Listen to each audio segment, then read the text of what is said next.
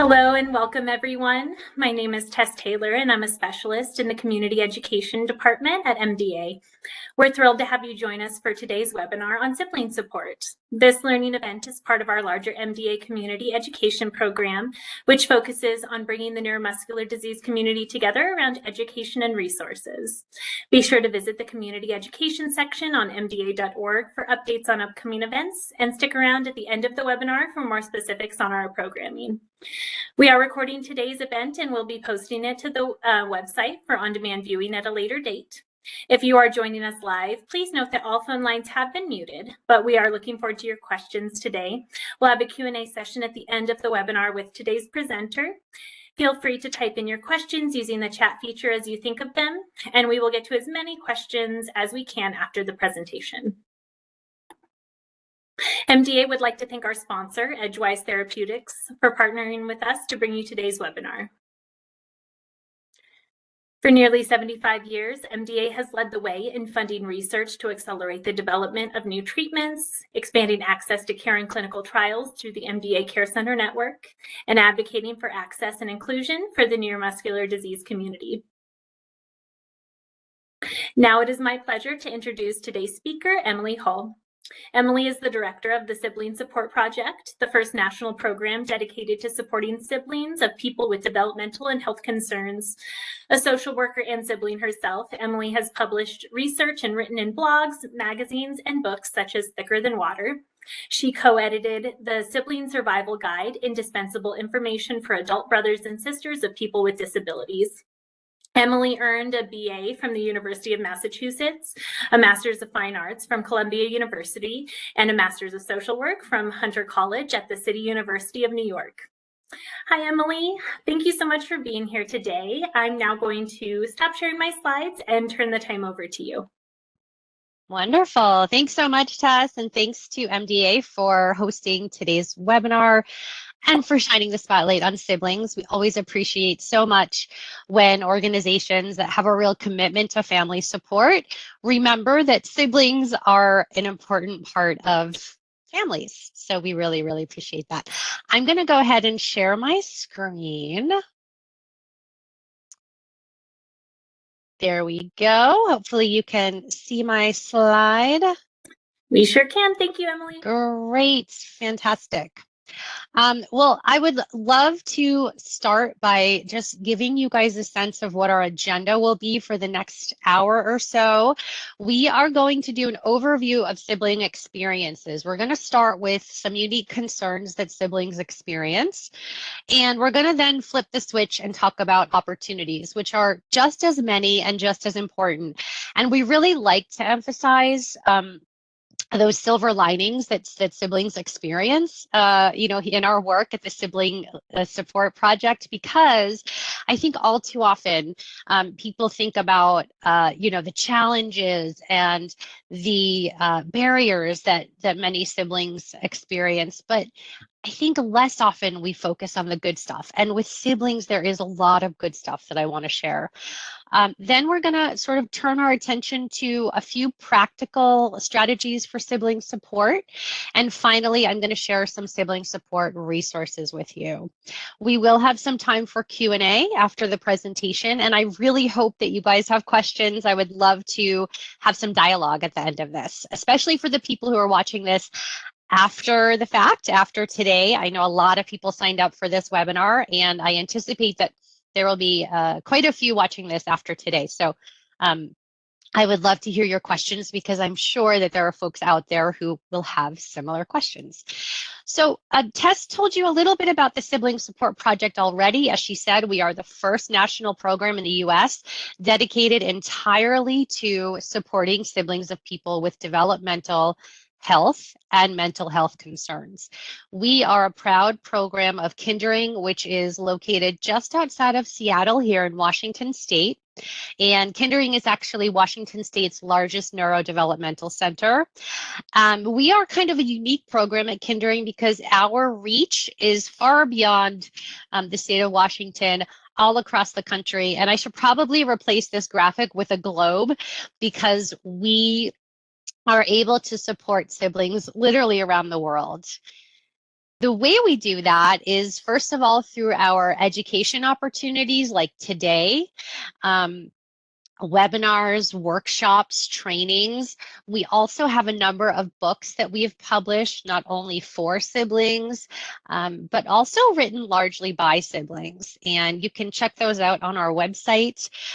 We offer direct support to siblings of all ages through apps like our Sib Time app for preschoolers with who have siblings with health and developmental concerns. Sib Shops is what we're probably best known for, and I'm going to talk a little bit about Sib Shops because I'm guessing that some of you at least have heard of Sib Shops, maybe even participated in Sib Shops. And then we also provide direct support through our online communities for teens, Sibs in their 20s, and adult siblings. We have Facebook groups that are dedicated to these communities, and I have to say that all three groups are wonderfully warm, reflective, and supportive spaces where siblings can connect, share information, resources, and support. I promised you a little bit of information about Sib Shops. They are probably, as I said, what we're best known for. Sib Shops are really our answer for the same kind of really solid peer support that parents get from a good parent-to-parent program. And I'm sure some of you watching this, some of you parents participate in such programs and can think about and reflect on the value of connecting with other parents, right? I think as a provider, as a service provider, we would never ask parents to walk this journey alone. And we know how powerful it can be to connect with other parents who can relate to your experiences. At the Sibling Support Project, we want siblings to be able to have that peer support, and we want that peer support to start at a young age. So Sib Shops were designed for school-age children, dedicated basically to children who are school age between the ages of 8 and 13. And they are opportunities for kids to meet each other, probably for the first time, to talk about the ups and downs of having a sibling with support needs, and to receive accurate information. We're going to talk about how important it is for siblings to have accurate information, even at young ages. That peer support, and of course, fun. Sib Shops are centered around fun and play because we are working with children. I want to show you a little bit of just a short little video, just a little 2-minute video that will tell you a little bit more about the Sibling Support Project and the work that we do. At the Sibling Support Project, we believe that every sibling deserves to have access to information and support that empower them to care not only for their families, but also for themselves. The first time I had really the privilege of co-facilitating a Sib Shop, I thought back to my own childhood and thought about how lucky I would have been to have had the opportunity to meet other brothers and sisters of kids with disabilities. I marveled at the opportunity that these kids had to meet each other, to talk about the ups and downs of having a sibling who is considered to be different by society. Sib Shops got their start in 1982. We had an immodest goal of making Sib Shops as available as parent-to-parent programs are for parents. And with 550 Sib Shops in almost 20 countries, I think we're doing a pretty good job of that. The secret sauce of Sib Shops is information and support in a highly recreational setting.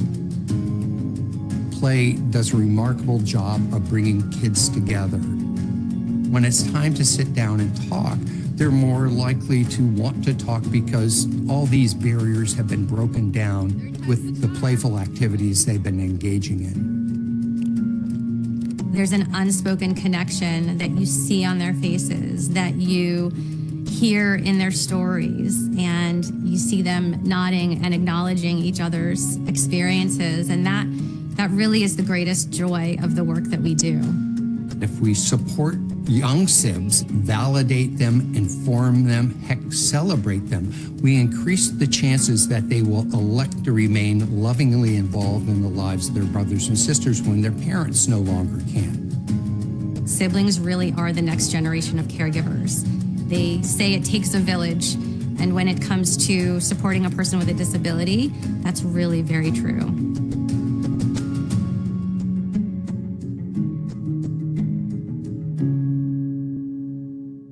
All right, so that's a little bit more about the Sibling Support Project and the work that we do. Now that we've talked a little bit about what we do and how we support siblings, I'd like to take a step back and have all of us think about why, right? Why should we support siblings? As I said before, when I was thanking MDA for creating the space for recognizing that siblings are important family members, I also have to recognize that in the work I do, which a lot of it is advocacy, right? A lot of what I do is advocate for siblings, make sure people understand why it's important to support siblings. You know, a lot of that work is really necessary because if we look at traditional definitions of family support in our various fields, and some of us come to this work as healthcare professionals or advocates or family support specialists, when we look at sort of the traditional way that we have thought about and delivered family support, if we're really honest in thinking about it, who are we really talking about when we're talking about family support? Right? Think about the services and supports that are available for families in your community. I think if we take an honest look at this, we can all agree that primarily the people we're talking about when we really talk about family support are parents. And, you know, don't get me wrong, I think that parents need all the support in the world, and probably there should be more services and supports available for parents. And we want to make sure that siblings are not lost in the shuffle, because the truth of the matter is that when a family member is experiencing a health condition such as muscular dystrophy, and there's so many different forms of that, and sometimes the road to a diagnosis can be long and bumpy and have a lot of questions. We have to realize that it's not just one person in the family who's experiencing this, right? And it's not just that one person and their parents. It's really something that it's experienced by the entire family. And so when we think about family support, we want to make sure that siblings are included in that definition of family. So what we know from the research, I want to share with you a few different facts about the sibling experience that I think you'll find pretty compelling as to why we should be thinking about siblings and why we should be supporting siblings, okay? So the first thing that we know from the research is that sibling experiences parallel parent experiences. Just about anything that we can say about being the parent of a child with muscular dystrophy, you can put ditto marks on for brothers and sisters, okay? Siblings will experience many, if not most, of the same issues as parents, as well as some unique concerns and opportunities of their own. And we're going to talk about those in just a few minutes. The second reason it's important to support siblings is that sibling issues are really lifespan issues. Think about this. Siblings are going to be in the lives of these children and individuals with muscular dystrophy really probably longer than anyone, okay? Certainly longer than any doctor, physical therapist, service provider, right? And probably longer even than parents. This is a relationship that can easily exceed 60, 70, 75 years. It's a really long time, right? And over the course of the lifespan, those sibling issues are going to evolve and change as the individual and as the family evolves and changes. The third reason it's important to think about siblings is that siblings spend quantity time together. And what do I mean by quantity time? Well, if you look at the level of involvement that siblings have in each other's lives over the course of the lifespan, you realize that that level of involvement is quite high, particularly at the beginning of life, right? Probably the first 18 years when siblings are maybe most likely living under the same roof, maybe going to the same school. Siblings have a lot of involvement in each other's lives. Also towards the end of life, we know from the research, when siblings get older, maybe they're coming together to care for aging parents, and maybe they're coming together to support each other with their own health needs. But over the course of the lifespan, if you string that all together, you see that siblings spend a good deal of time together. And it's not just a quantity of time, it's quality time. Siblings are 24/7 social models for their brothers and sisters, okay? Siblings will have a great impact on the social development of a child with a chronic health concern, with a developmental concern than anyone, right? Definitely longer than classmates, friends, other peers. Again, these are 24/7 social models. And so the time that siblings spend together is really, really important. Last but not least, siblings are the next generation of caregivers. I said it in the video, and it's something that we know from research and from our own direct work with siblings, particularly adult siblings. Earlier, I mentioned SibNet, our Facebook group, and that is a group dedicated to adult siblings, and we have probably 6,000 people in that group, many sisters, increasingly more brothers. And a lot of what people talk about is the reality that they are either about to step into the role of a caregiver, they are looking long term at stepping into that role as a caregiver, and they have lots and lots of questions, or they have just found themselves in that position that they are now, because parents are no longer available for many different reasons. Parents are no longer able to care for that person. It's the brothers and sisters who step in to do that. And as I said, many feel unprepared to step into that role for a variety of reasons that we'll talk about. So I think when you look at these 5 reasons, it's pretty compelling information to point us to the need to support siblings, right? Not only for the impact they have on the lives of their brothers and sisters and their parents and their families, but because siblings are, in their own right, individuals who deserve to lead fulfilling lives. Okay, and so we want to support siblings not just because of their contributions to the family as caregivers, etc., but because of their right to their own happiness and fulfillment. Okay, so let's start with the tough stuff. Let's start with some siblings concerns, unique concerns. And these are things that aren't necessarily experienced by all siblings, but what we see in the research is that these things occur for enough siblings across enough settings and over enough time that themes emerge. Okay, so these are some really common concerns that siblings experience. And don't forget, we are also going to talk about the good stuff. So lest you think that the picture we are about to paint of the sibling experience is a little dark, a little gloomy, hold on. Hold the phone, because we are going to talk about the good stuff next, okay? But we're going to start with challenges and concerns. So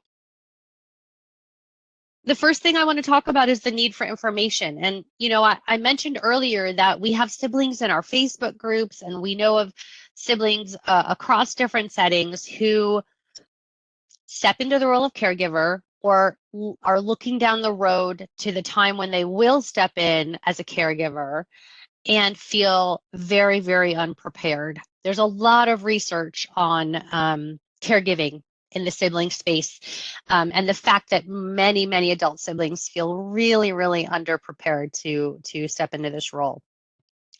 And we believe that this starts really in childhood, when there's a lack of sharing information with the sibling.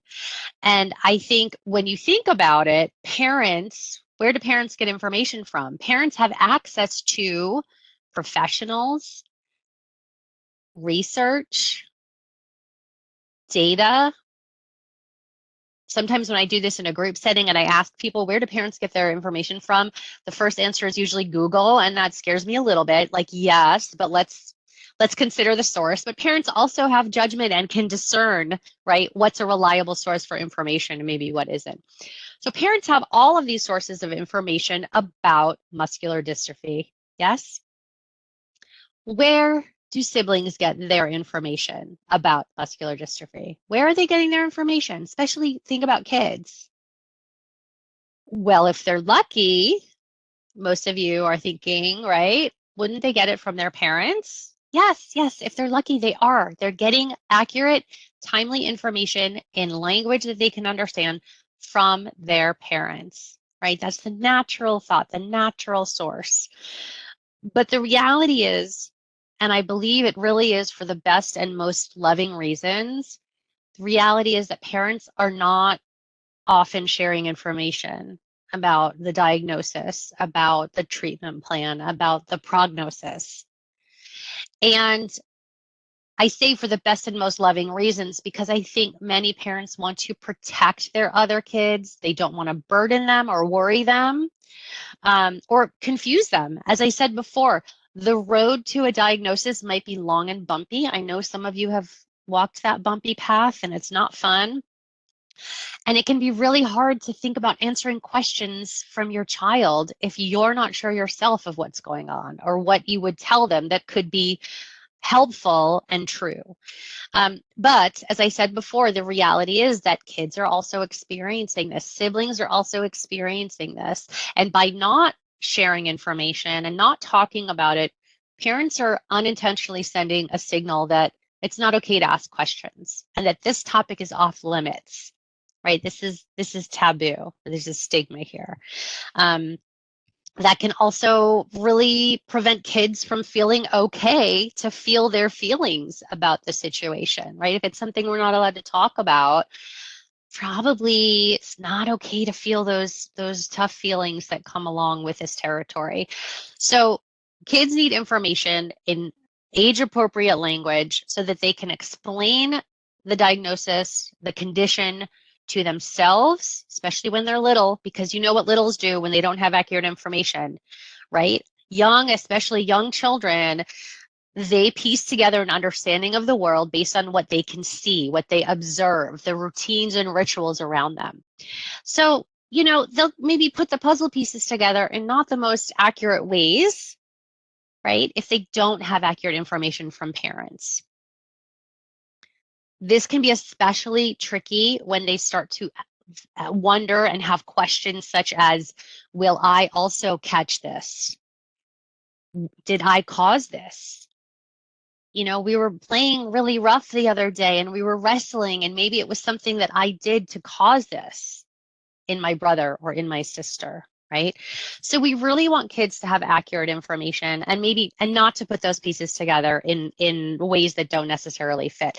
This one is really, really important. And I'm not going to spend as much time on the other bullets that we talk about, but this one is really, really important. And, you know, we have this incredible organization. MDA has wonderful resources about muscular dystrophy and really great opportunities for parents to have conversations with kids to answer their questions, right? Kids need information to explain the condition to themselves. And then also, by the way, as they get older, to explain the condition to others, especially other kids who might not always ask questions in the kindest of ways, right?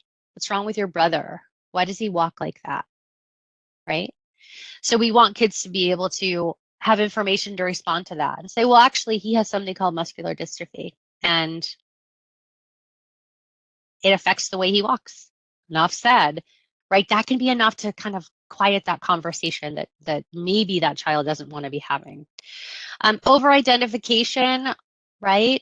Again, am I going to get and acquire this condition too?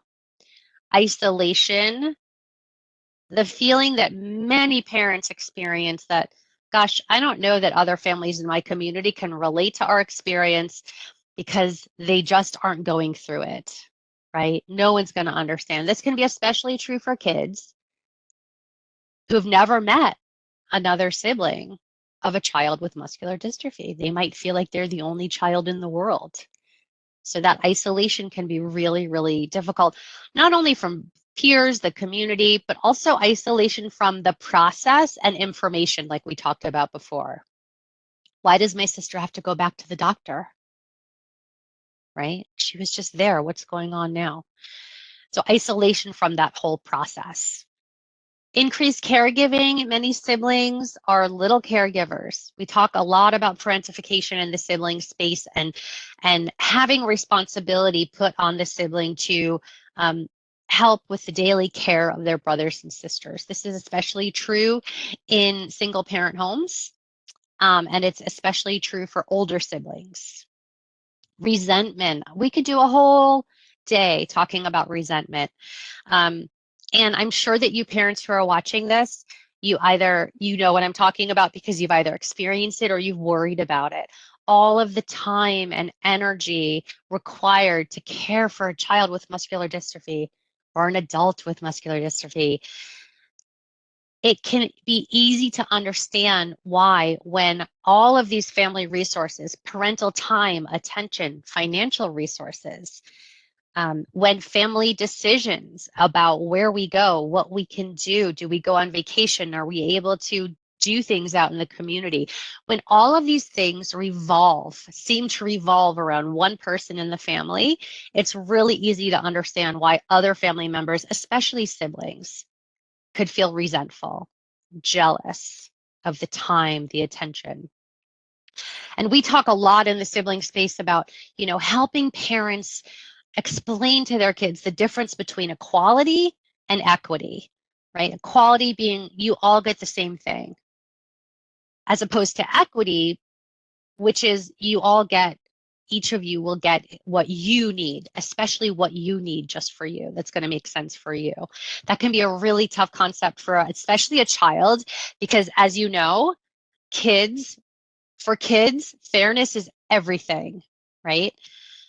So resentment is a really, really big and present issue for many, many siblings. Embarrassment, right? When the child who has muscular dystrophy might have some socially unexpected mannerisms, ways of presenting themselves in public, that can be embarrassing for a brother or a sister, especially at certain ages where kids just want to kind of be like everyone else, right? Those tweens, and sometimes those teens. That can be really tough for kids to grapple with. Guilt. I feel like, I always say this is the gift that keeps on giving. It's the resentment, embarrassment, guilt cycle, right? Having these feelings that aren't always so great, whether it's feeling resentful and jealous or feeling embarrassed, like you just want to fall through the floor because of that thing your brother did, right? But then later kind of reflecting upon it and feeling really, really bad, really, really guilty for it, right? That is one of the ways that guilt presents itself. Survivor's guilt. Why my sib? Why not me? Guilt over typical conflicts that kids have, because if anyone here had a sibling, any old sibling growing up, you know that having a brother or sister comes with its fair share of arguments and fights, right? And if you never fought with your brother or sister, I don't know, you should sell that and bottle it and sell it, because all of us fight with our siblings. It's kind of the way we learn about give and take in the world and conflict resolution, right? But for siblings of kids with muscular dystrophy and other conditions, having those typical fights and arguments can create a lot of guilt after the fact. And then, a lot of what we see in our groups for older siblings, and when we talk with adult siblings and have adult sibling panels, the guilt that they talk about and that they express is guilt over sort of making decisions for their own lives, whether it's going away to college or moving to another city for a job or finding a life partner and starting their own family. All of these really typical milestones in life that they achieve, they also feel tremendously guilty about, because they perceive it as all of these things while they're moving me progressing me along my path in life, they perceive it as also moving them away from their families and their siblings and their ability to help. That can entail a lot of guilt for siblings. So siblings feel guilt in a lot of different ways. Again, we could do a whole webinar on just sibling guilt. Maybe I'll come back and do that. We'll need a lot more time. The pressure to achieve. Now, some of you who are adult siblings, I know you're out there, I know you're watching this, I think you can relate to this, right? The pressure to be the good kid, the perfect kid, not to put any more what you perceive as burden on your parents because they've got enough going on with your brother or sister, right? This is true for many, many siblings. And it's interesting when I talk with parents, about sib shops. And I say, oh, bring your kids to a sib shop. You know, this is a great opportunity for them to connect with other siblings, to receive information and support and to play. You know, many parents think, well, why would my kid need a sib shop? They're doing great, right? They're getting straight A's and they're part of all these clubs and, you know, they're doing all these great things. But, you know, I always joke, like, actually, those are the ones who need sib shops the most because, you know, what is presented on the surface and having all of these high levels of achievement can be great until they're not, right? If there's a pressure within to maintain this perfection, this level of achievement, it can really take its toll on siblings. And so when we talk about working with siblings, we talk about finding ways to show them unconditional love and to let them know that, first of all, you're probably going to mess something up. Sooner or later, it's going to happen because you're human. And when you do, it's going to be okay. You're going to survive it, and we're still going to love you and value you no matter what. That pressure to achieve can be really, really impactful, especially for children. And then last but not least, future concerns. You know, we published a book called Views from Our Shoes a number of years ago, and it included essays from children as young as 6. And they were talking about their sibling experiences and what it's like to have a sibling with disabilities or health conditions. And, you know, we found that sibs as young as 8 were thinking about the future and saying, I wonder where my brother's going to live when we grow up and who's going to take care of him and what my part is going to be. So future concerns about the caregiving of the person who has the condition, future concerns about finances. We have teens in our SIB 20 group who are, you know, talking about finding jobs and careers that will enable them to earn enough money to support their family and also their family of origin, you know, to come back and help out with their sibling. Can they find a job that's close to home so that they can live not too far away and help care for their siblings, right? We have siblings who adult siblings reflecting back and saying, you know, I knew growing up that I could never really live that far away from home. I knew that I could never be too far away from home because I needed to stick around to help out. And then future concerns also about, will I find a life partner who will accept that a future with me might also entail a future caring for my sibling? And then finally, what about kids? What about having kids? Will I have a child who has muscular dystrophy too? What does the genetics of that look like? If I do have a child with a condition, can I handle that? You know, and we have some siblings who say, well, you know what? If there's anyone who's well prepared to take this on, if they have a child with either muscular dystrophy or fill in the blank, well, I'm that person because, you know, I've been there, done that. I've got this. And then you have other siblings who say, actually, no thanks. You know, I've been there, done that. I think I've done my fair share and I don't want to take on anymore. So the future concerns can be really, really significant. And when we talk later about strategies for support, the number one thing I'm going to tell you is future planning. It's so, so important for families to have conversations that include parents, the person who's affected, and also siblings, so that we can come together, talk about our fears, our dreams, and our plans for the future. What can we do to plan so that we are moving away from those fears and moving towards those dreams? And ideally, every family member should have a voice in this conversation. We'll talk about that a little bit more. All right, let's flip the switch because we've had enough on the challenges, and I want to talk a little bit, focus a little bit on the silver linings, because with siblings, there are many silver linings, just as I said. Those of you who work with parents, you know that there are parents who say, well, you know, having a child with muscular dystrophy wasn't plan A. But I do have to say that, you know, as a result of this, there have been some hard-won silver linings, and the same is true for siblings. First of all, tolerance. Siblings talk about how growing up with, living with, and loving someone who's considered to be different, you know, for siblings, difference is not that big a deal, right? We say in our world that diversity training for siblings begins, you know, before breakfast, 365 days a year, 24/7, right? That diversity training is constant, because we are learning what it's like to live with and love someone who's different. Advocacy, many siblings are natural born advocates, whether it's formally through their work or through other maybe political activities to advocate for and with their brothers and sisters, or informal ways. You know, for kids, it might be sticking up for the new kid at recess who's being teased and saying, hey, come play with me instead, right? Those are small but important acts of advocacy. Insight. Some might refer to this as wisdom and understanding of the human condition. Maturity, which I think comes sometimes with that increased responsibility and the caregiving that sometimes siblings do, right? A sharply developed sense of maturity. Humor. I think many of us who have family members, maybe who have some kind of developmental health or mental health concern, would agree that we have interesting senses of humor.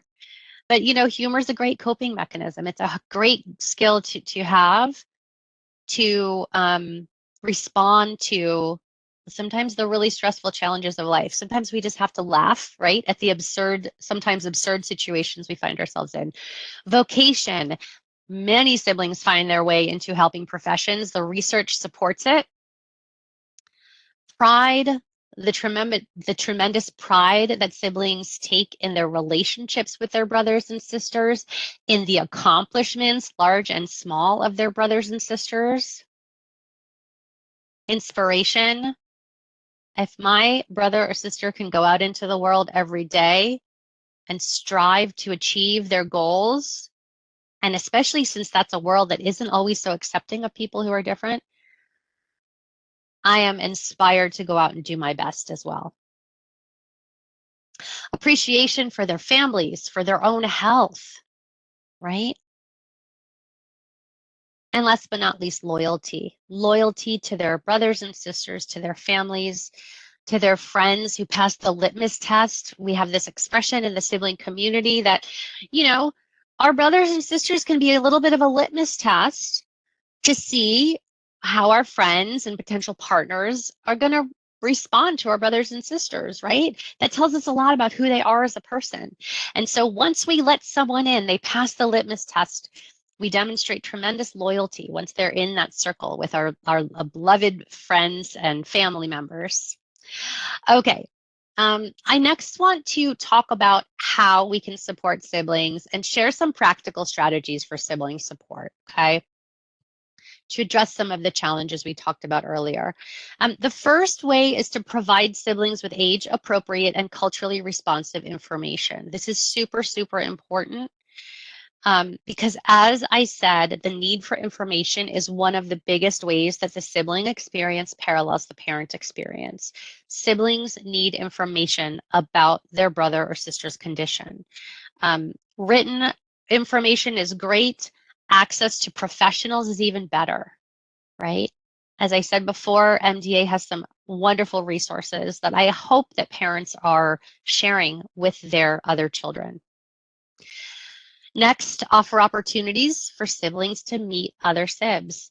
Obviously, I'm going to tell you that I think sib shops are a great way for that to happen. And if you don't know if there's a local sib shop in your community, you can come to our website and look for one. You can find a sib shop near you. You can just type in your city and state And hopefully you'll find one near you. If there isn't one near you, contact us and we will do our best to help you start one in your community. That peer support is so important. And it's available not just through SIB shops, but through a variety of other sources. If there is a buddy walk or a holiday family gathering, either through MDA, your local MDA activities, or other service providers where where the child who has muscular dystrophy is receiving services, if there's some kind of party or event or initiative that brings families together, why not reach out to them and say, hey, can we do a sibling team for our family fundraiser walk?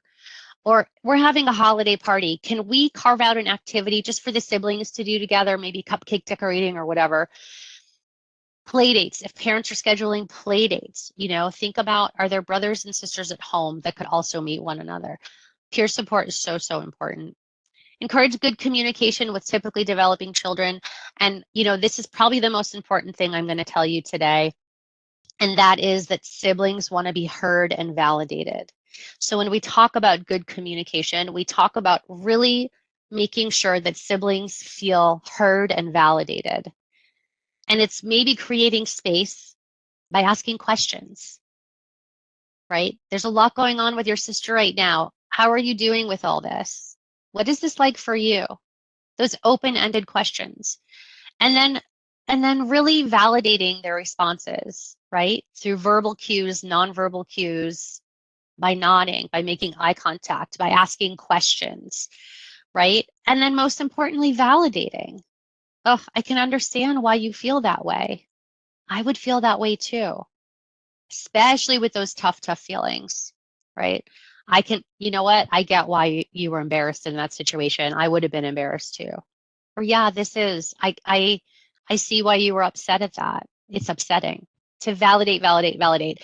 We maybe can't change the situation, but we can certainly help siblings walk through that situation by validating their feelings. Because there's nothing worse than feeling bad about something, and you can just, fill in the blank instead of bad, embarrassed, guilty, resentful, right? There's nothing worse than feeling that way, some kind of negative feeling that's perceived as negative. There's nothing worse than feeling that, but then also feeling that you're wrong for feeling that way. So a hugely impactful thing we can do is validate siblings and say, yeah, I get it. You're not wrong to feel that way. It's okay. Learn more about life as a sibling. We have a lot of resources on our website. We have videos. There are so many books these days now available about siblings and sibling experiences. We put together sibling panels all the time so that adult siblings can reflect back on their experiences. Really, really important and really valuable, especially for parents to hear. But, take the time to learn more about sibling experiences. And then second to last but not least, reassure children by making plans for the future. And again, we could do a much longer webinar on the topic of future planning. But at the end of the day, the outcome that we want is for parents to be able to say in response to their child who might say something like, Mom, Dad, when we grow up, I want my brother to live with me. I'm ready for that. I'm willing to take that on. We want parents to be able to comfortably and confidently say, you know what, Emily, if that's what you want, and if that's what your brother wants when you guys are grown up, then we'll support that. But if that's not what you want, and if that's not what your brother wants for whatever reason, that's okay, right? We are going to make plans now so that we have choices and options in the future. And we want you to be part of those conversations and to have a voice and choices along the way. Because the reality is, folks, spoiler alert, the reality is that most of us as siblings, we are going to be caregivers for our brothers and sisters in one way or another. And how we come to that role makes all the difference, okay? If we come to this role feeling that we have no choices, that this is something being forced upon us and that we don't have a say in it, we're going to come to that role maybe a little reluctantly, to put it mildly, okay? If on the other hand, we're part of discussions and we have information and choices and a voice along the way, we're going to come to that role much more empowered, much more secure and much more certain about what we are able to do in the future. Future planning is so, so important. And then finally, the single strongest factor affecting siblings' interpretation of the diagnosis is, drum roll, yes, the parents' interpretation of the diagnosis. So parents, if you say, wow, you know, this diagnosis is the greatest tragedy to befall our family. And you might feel like that in the beginning, right? But if after some time, you can think, you know, it's obviously not plan A. It's not what we planned for. It's not what we especially hoped for. But now that we're here, we're gonna approach this with as much grace and maybe even humor as possible. We have every reason to expect that siblings are going to follow suit at the end of the day. Lastly, I'd like to share just a few resources with you. Both are from our website. We have a publications page. We have a couple of papers. One is called What Siblings Would Like Parents and Service Providers to Know. I highly recommend that. That was compiled from interviews with about 50 adult siblings, you know, reflecting back on their experiences growing up. And it's really, really great information for parents and service providers. We also have a resources page where there's a lot more about future planning, and we have some anti-racism resources. We have grief resources. You know, that's a space that we are working more and more in, acknowledging that bereaved siblings have unique needs as well as a whole other host of resources. So please check out our website. We would love for you to visit us. And as I said earlier, if you're interested in SIB shops for your own family or for families you work with, please check our directory of online SIB shops. I would love for every kiddo in the world who needs a SIB shop to have access to one. And again, if there isn't a SIB shop in your area and you would like to maybe explore the possibility of starting one, just reach out to us and we'll be happy to let you know how to do that. So that is, I'm going to stop sharing my screen. That is my presentation. And I would love to answer questions if you guys have them, or comments, whatever is helpful.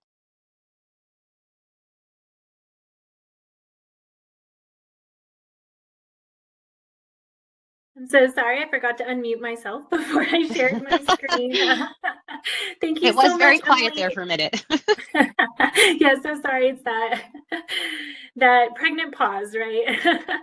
Well, thank you so much for your presentation, Emily. We do have a few questions from registration. If anyone who is in the chat would like to add a question in, please feel free to do so, and we'll try to get all your questions answered.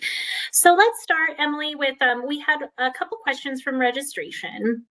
What advice do you have for adult sibling caregivers or support givers? Yeah, this is a growing population. And so first of all, I would say, please connect with other adult siblings. And one of the easiest ways to do that is through SibNet, which is our Facebook group for adult siblings. As I said before, it's a great place to find information and share resources. But I think most importantly, it's a space where siblings are very, very frequently validating one another and supporting each other.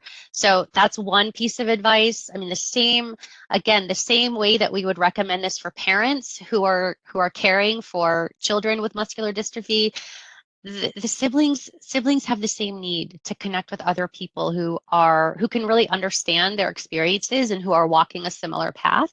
And then the other thing is, I encourage siblings to not be shy in approaching service providers and making sure that you have the information you need or that you are curious about at whatever stage, even if you're not, you know, actively a caregiver, but you have questions. Maybe you're thinking about, you know, what will my role be down the line and what will I need to know? I definitely encourage you to make yourself known to service providers, start building those partnerships now. I've done so many presentations, you know, for service providers and trade organizations for professionals who work in this space, and they They want to connect with siblings, and sometimes they don't always know how because they're so used to dealing with parents. So I would say approach the service providers. I think it will be most welcome, honestly, if you approach the service provider as someone who wants to be part of the solution, who wants to be part of the support team. I think it's going to be really a great outcome. So yeah, that's my two pieces of advice. And talk to parents and talk to your sibling, right? Like, future planning should not just be on the shoulders of one person or two people. It really should be a family endeavor. Absolutely. Thank you. So we had a couple questions as well about jealousy between siblings. So thinking that the sibling gets special equipment or gets extra attention, or is saying to the parents, "Oh, Jimmy's your favorite." What would you give? What advice would you give to parents who are experiencing jealousy between siblings? It is such a common challenge for parents. And you know what? The reality is that much of the time, parents' time and attention, more of it is directed towards the child who has the diagnosis. Like, that's just the reality. And siblings too recognize this, and in many cases can, like, sort of intellectually understand that, like, oh, my siblings' needs are more than mine. I get it. But there's also that emotional pull that I'm a kiddo who still needs my parents. And so, that jealousy and resentment is real. And so earlier I talked about helping children understand the difference between equality and equity, right? I think that's really important to help a kiddo understand, you and your brother don't get the same things. You don't get equal things, but you get equitable things, meaning your brother gets what he needs and you get what you need. And I think, a lot of the work that we do is to make sure that the sibling is getting what they need. And that's a really great thing about sib shops. Sib shops are a time and a space dedicated just to the siblings. And a lot of times in sib shops, we don't even talk about disability or health or the other sibling. Sib shops are spaces where we want siblings to shine, where we want siblings to know that they're important, that they're the center of attention, they're the star of the show. And so sib shops are one way that we can really help fill that need for the sibling to know that they're important and to feel validated. By creating the space just for siblings. And I would say other ways that parents can do that is to the greatest extent possible, to create ways to have special time just with the sibling. And, the good news here is that with siblings, a little goes a long way. For example, I'll just give you an experience from my own childhood as a sibling of a person with developmental disabilities. It was every Friday, when my mom and I would drive to pick up dinner, and it was 15 minutes on the way to pick up dinner and 15 minutes on the way home. And it was great. It was just me and my mom, and we could talk about whatever we wanted to or listen to the radio. That's what we used to do in the old days in the car. We used to listen to the radio, guys. But, it wasn't like a big trip to Disney or a big thing. It was just, but it was consistent, and it was just my time with my mom to use however we wanted. Other siblings have said, oh, growing up, my parents would let me stay up an extra 20 minutes after my brother went to bed or after my sister went to bed. And that was just my time with my parents. That's a really nice thing to do as well. Maybe it's writing a journal, keeping a journal with that sibling and sharing notes back and forth. Oh, how did you do on your math quiz today? Just thinking of you. And maybe leaving that journal on the pillow, the child's pillow, and letting them respond whenever they want to, but just to let that child know that you're thinking of that. And that's a really nice thing because you can kind of do it when you have time, that all elusive thing called time, So these are small, but it's the small, consistent acts that are going to fill that child's bucket, right? And every child development expert will tell you that. It's the small, consistent acts that let a child know that you care. So carving out those little times and making those little investments with the sibling can really help mitigate those feelings of resentment and jealousy. So well said. I think that's great advice, and those little moments are so important. And thank you for sharing your own experiences as a sibling. I think Yeah. that's really beneficial. Let's get to a few more questions. What are some signs that a sibling might be struggling with their emotions, but they just aren't expressing it to the parents? And how can the parents support a child who's a little withholding in their emotions? Absolutely. So I think there are two things, my initial thought is like, well, it could be really tricky with siblings. Some siblings will act out. They will either demonstrate some attention getting behaviors that are not necessarily positive, right? They might act out, they might, start maybe getting in trouble in school or, just things that require attention. So there's those kids.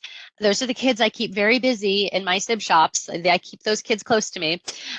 Or you might have a child, I think this one's even trickier. You might have a child who is the total opposite, who is excelling and very independent, hyper independent. And that is a child who you definitely want to check in with, and you definitely want to acknowledge, wow, you're doing so many great things. Again, what is that like for you? Is that hard sometimes? To kind of, you want to create opportunities to take the pressure off. And it's interesting, a number of years ago, a researcher named Sharon Coleman did a study on this, this need to achieve. And what she found was that for siblings of people with disabilities, the need to achieve is largely self-imposed, right? It's pressure, it's internal pressure. And so I think it's really important for parents to remember that and to look at the kiddos who are doing great and are doing everything right, and to, yes, pat them on the back and, tell them they're doing a great job, but also find out more about their experience of that. Like, find out what's going on beneath sort of the surface. It's very, very important. So I think you have those two kind of extremes. And, at the end of the day, I think just doing regular check-ins and asking open-ended questions is so, so helpful. I think a lot of times we don't do that with our kids because we're afraid of the answer, right? We're afraid they're going to say something that we don't know how to respond to. But I think because we're sort of projecting all of our worries onto our kiddo. Are they worried about this? Did they notice this? But I think just creating time to ask those open-ended questions and to find out more, sort of meet them where they're at and find out what's going on for them and what's important to them is really, really helpful. Yes, absolutely. Thank you. So another question, how can we involve our children in caring for their sibling without it becoming too much, a burden, or like a chore? It's such a great question. So here's where we stand on this. The reality is that many of our siblings, many of our kids are going to be helpers. And let's be honest, we all love to help, don't we? It feels really good to help other people. I think most of us would agree with that. And so, the idea is not to prevent the child from being involved at all because we want to protect them. But we do want to make sure that we're checking in with that kiddo. And I think so often we're inclined to notice when a sibling is helping and to say something like, oh my gosh, you help your brother so much. That's so great. But I think it's even more helpful to kind of take a step back and to instead recognize that that experience might mean many different things for the child. And I think about the siblings who are called into classrooms when their siblings are having a behavior because they're the only one who can calm down their brother or sister, right? This happens in classrooms across the world every single day. The sibling is having a meltdown and the brother or sister is the only one who can come in and sort of calm them down and get them regulated. And so it's a great feeling to be the only person who has this superpower of being able to help our sib, right? But also think about the cost. They're missing their own school. Maybe it might draw unwanted attention when they have to leave their class and go and help their brother. And so instead, I invite parents to say something like, or or teachers or professionals to say something like, wow, you really help out with your sibling a lot. What is that like for you? Because that invites the possibility that it's awesome and it's fun, but it's also, it can be really hard sometimes. And so I think a great way to think about sibling involvement in caring for the brother or sister is to offer them the right to refuse, all right? To acknowledge that there are times when they're going to want to be involved, but to really give them the out and also just really make it feel like a choice, right? And I'll give you another example from my own childhood. When I was probably maybe in middle school, my brother's 2 years older, and we were latchkey kids in the 80s, you know, we were of that generation. And I decided at one point that it was my job to like really monitor my brother's behavior, monitor what he was eating, how much, you know, Pepsi he was drinking or whatever. And, you know, my mom caught wind of this and she said, Emily, she said, you know, thanks, but, you know, you're not the parent. That's my job. You're the sister. So she really kind of closed that door and put an end to that pretty quickly. And I was really grateful because I really felt like it was my responsibility and it was really stressful. I mean, I kind of liked bossing my brother around a little bit, but it also was getting stressful. So I would say that choice is a really big part of it and not obligation. Obligation is really, really tough. And for those classroom situations, if you're the parent of a kiddo who's the one who's always going to the classroom, work with your team, work with the school counselor, work with teachers to find a different plan, right? Because it shouldn't always fall on the sibling.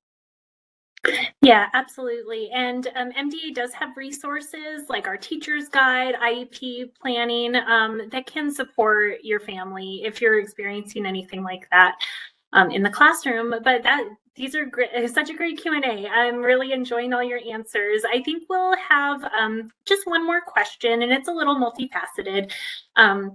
But can you discuss, and you did discuss a little bit about age-specific and appropriate resources for families. I think in our neuromuscular community and MDA's community, we have to deal with discussing sibling life expectancy, dealing with health outcomes or declining health. Do you have any other specific resources or ideas of how to have these conversations with siblings? Yeah, I mean, I think first of all, the MDA resources, I think the resources that you guys have are great. I think that you know, we've done a lot of work recently, as I mentioned, with sort of bereavement and different kinds of grief. And so we have some resources on our website, but I think sort of a general statement I will make is that it's really important to be honest with children and to present information to them in language that they can understand, that is not euphemisms, that is not, you know, worded a certain way so that it doesn't, you know, maybe sound as harsh, but that might be a little bit more confusing for children to hear. So I think that's kind of a general statement. I think it's really, really important to be honest with the brothers and sisters, especially young kids who, again, you know, they're experiencing this situation and they are trying to make sense of it and piece together what it all means and what does it mean for the health of my brother or sister. And I think it's very important to provide bite-sized pieces of information in a timely way so that kids aren't automatically going to the worst case scenario, right? Yeah, absolutely. Well, thank you so much, Emily, for your presentation, a great Q&A session with a lot of information for our families. So we appreciate your time and your expertise and your support of MDA in our community. Thank you so much. Thanks so much for having me. If you are new to MDA and have been diagnosed with a neuromuscular disease under MDA's umbrella, or if you are a loved one of someone who is diagnosed, we encourage you to stay engaged with us at MDA. You can do this by visiting mda.org/join and completing a short form. Joining is free and we'll keep you up to date on the latest research, educational programs, and supports. MDA has ongoing webinars, virtual learning programs, and live events that may be of interest to you. We also encourage you to take a look back at MDA's community education programming from 2024. We hosted over 20 virtual learning events this year that are now available for on-demand viewing. We also have many new access workshops, print materials, and helpful information on our website. Be sure to check on our webpage frequently by scanning the QR tab at the right of your screen or visit us at mda.org/care/community-ed. MDA would again like to thank our sponsor, Edgewise Therapeutics, for partnering with us to bring you today's webinar. We would love to hear your comments about our webinar today. Once you leave, a web page will automatically pop up with a short survey. Completing the survey will provide us with important insight as we plan for future educational programs. If anyone has questions after this webinar, please feel free to reach out to MDA's Resource Center or the SIB shops. You can reach MDA's Resource Center at 1-833-ASK-MDA1 or email the Resource Center at resourcecenter@mdausa.org, and we will be sure to get back to you. Emily, would you mind unmuting and just sharing SIB shop's website with us one more time? Yeah, of course. The Sibling Support Project website is just siblingsupport.org. So it's siblingsupport.org, and you can find information there about all of our activities, including SIB shops. Wonderful. Thank you so much. We hope you all connect with Sibling Support Project. Thank you again to Emily for your wonderful presentation today, and thank you to everyone who attended. This will conclude our webinar today. Have a great evening, everyone, and we will see you again soon. Bye.